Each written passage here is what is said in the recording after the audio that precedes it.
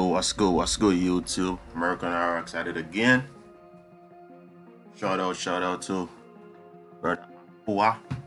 Shout out to the Ahua Network. I'm saying, shout out to the I'm saying, big shout out to Jaguar. I'm saying, yeah. So today we're gonna build on the Barbary Wars. Get up to the treaty, many treaties that the United States had with North Africa empires that they would call them like Moorish empires and all this stuff, but they were conspiring to take the Americas away from our people.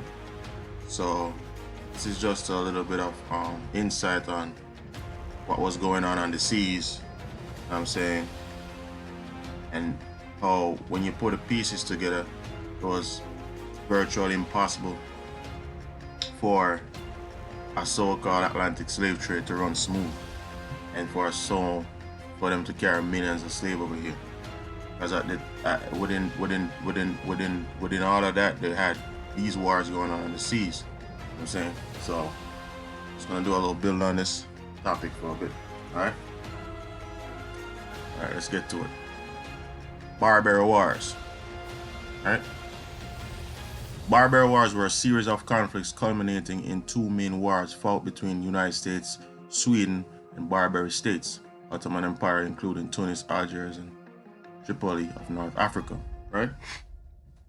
In the late 1800s to early 19th centuries, the Swedes had been at war with Tripolitans since 1800s. They were eventually joined by the Americans. Okay, dodge the hijack. I'm saying Americans, the so-called Americans, the Europeans now known as Americans. Okay, pay attention, right? The Barbary pirates demanded tribute from American merchants vessels in the Mediterranean Sea. If they failed to pay, the pirates would attack the ship, take their goods, and often enslave crew members or hold them for ransom. So, people, if they were gonna hijack their ship during that time, and there's too much risk involved for a transatlantic slave trade, as to how they put it. This was a big risk, okay? They're down to the crew members weren't even exempt from getting enslaved, much less the people on the ship, okay? When Thomas Jefferson became president of the United States in March 1801, he refused to pay tribute and sent the United States naval fleet to the Mediterranean. The fleet bombarded various fortified pirate cities in present Libya, Tunisia, Algeria, ultimately extracting concessions of fair passage from their rulers. James Madison, Jefferson's successor, directed military forces for the Second War in 1815, shortly after the conclusion of the war in 1812. Okay, pay attention, against the British. So they're fighting against the British and all of that to get independence. And another thing, if they themselves were free, why would they want to fight for independence from Britain? You gotta ask yourself these questions. The Declaration of Independence was them declaring their freedom from Britain, right? They didn't want to be oppressed by Britain, obviously. So obviously these people weren't even free. I'm saying they were like exiles over here, came over here to seek refuge, all right, from Britain, okay? The Barbary corsairs, okay, corsairs is another word for pirates, okay? Sometimes called Ottoman corsairs or Berber pirates, or pirates and privateers, okay? Privateer, like your private organizations, your private for-profit courts, right? That solicit funds from you whenever you're exercising your God-given right to get from point A to point B. Who operated from North Africa, based primarily in the ports of Tunis, Tripoli, and Algiers. This area was known in Europe as the Barbary Coast, a term derived from the name of its Berber inhabitants. Their predation extends throughout the Mediterranean south along West Africa's Atlantic seaboard, even to the eastern coast of South America, with Brazil, the North Atlantic Ocean, right? So I guess that's where the Montezuma, concept came from, right? Because their predation extends throughout the Mediterranean south along West Africa, Atlantic. Okay. The whole thing was they call it Barbary Coast. Okay. Goes all the way back to South America. You know what I'm saying? So that's another perspective you gotta put in. You gotta get the concept of, okay? Brazil and into North Atlantic Ocean as far as Iceland. Iceland is North America as well, okay? But they're primarily operated in Western Mediterranean. Well, Iceland is like closer to like Europe, but it's still a part of North America. In addition to seasoned ships, they engaged in razzias, raids on European coastal towns and villages, mainly in Italy, France, and Spain, right? And Portugal, but also England, Scotland, and the Netherlands, Ireland, and as far as Iceland. Main purpose of their attacks was to capture European slaves for the Arab slave market in North Africa. Okay? So people, put this in perspective. If it was a big risk for them themselves to be on these seas, right? How was it even possible for them to take so-called slaves from West Africa and so freely? To take so much slaves, as how they put it, back and forth from West Africa to here, when they themselves was at risk of being enslaved. In North Africa, the Barbary states were the de jure possessions of the Ottoman Empire, de facto independent. Okay? Attacks. Since 1600s, right, the Barbary pirates had attacked British ships along the north coast of Africa, holding captives for a ransom or enslaving them. Okay?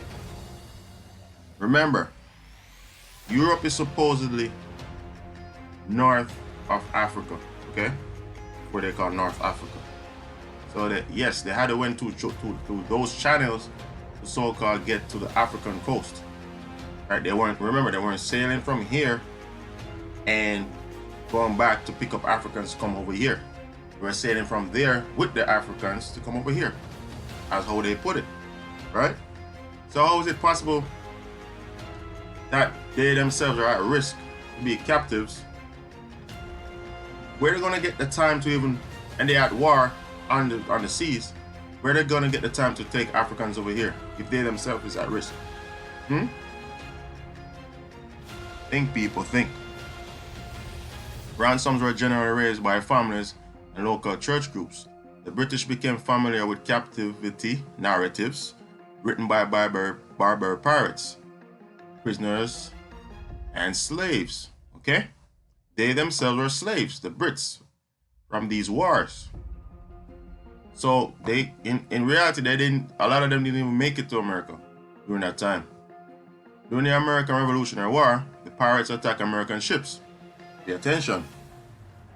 On December 1777, okay, this is before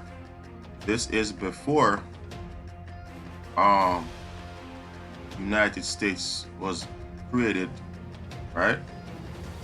Morocco Sultan Mohammed III declared that merchant ships of the New American nation would be under the protection of the Sultanate and could thus enjoy safe passage into the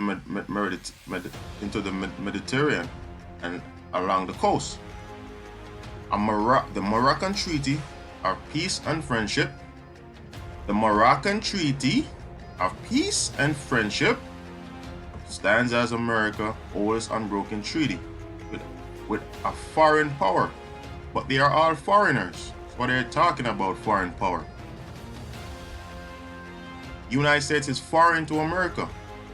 So they all conspire to take these lands, people.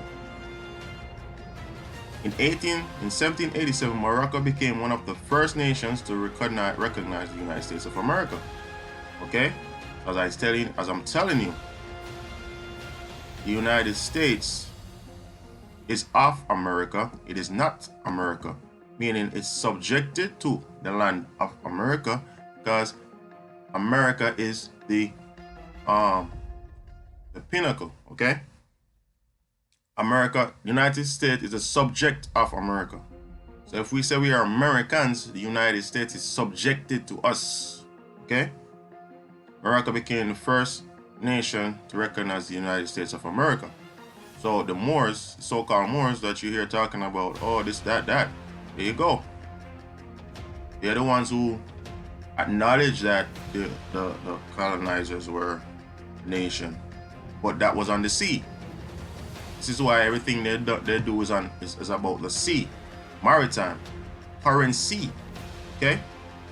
Starting in 1780, realizing that American vessels were no longer under protection of British Navy, right? The Barbary Wars had started seizing American ships in the Mediterranean, right? As U.S. had disbanded the Continental Navy and had no seagoing military force. Its government agreed in 1786 to pay tribute to stop the attacks. On March 20, 1794, at urging of President George Washington, the United States Crown Congress voted to authorize the building of 6 heavy frigates and establish the United States Navy.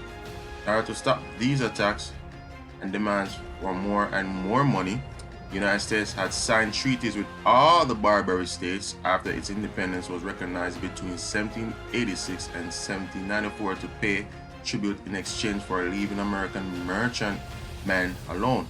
Okay? Alright?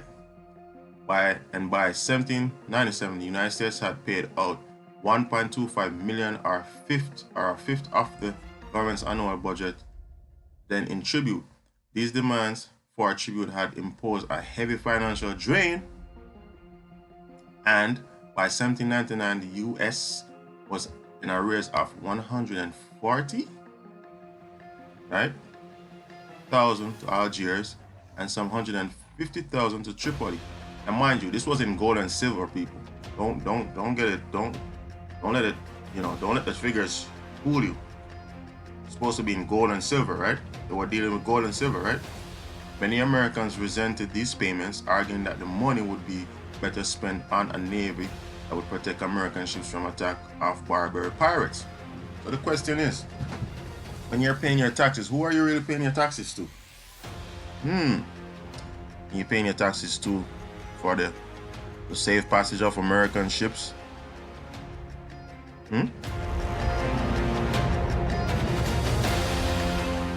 Ships from attacks Barbary pirates. In 1800s presidential election, Thomas Jefferson won against incoming second president John Adams, right? In part by noting that the United States was subjected to the spoliation of foreign cruisers, okay, which they still are, as they themselves were foreign, and was humiliated by paying an enormous tribute to the petty tyrant Algiers, which I think they still are paying these tributes. The first Barbary War in 1801, also known as Tripolitan War or Barbary Coast War, was the first of 2 wars fought between the alliance of the United States and several European countries against Northwest African Berber Muslim states, known collectively as Barbary states. These were Tripoli and Algiers. So when you hear them talk about the war against terror and all these things, it's nothing more than these wars. It's still the Barbary War is still going on, people. September 11 was all about the Barbary Wars, man, against the Northwest African Berber Muslim states known as collectively as Berber states. These were Tripoli, Algiers, which are quasi-independent entities nominally belonging to Ottoman Empire, and briefly the independent Sultanate of Morocco. This war began during Thomas Jefferson's term, when he refused to pay tribute, and an amount was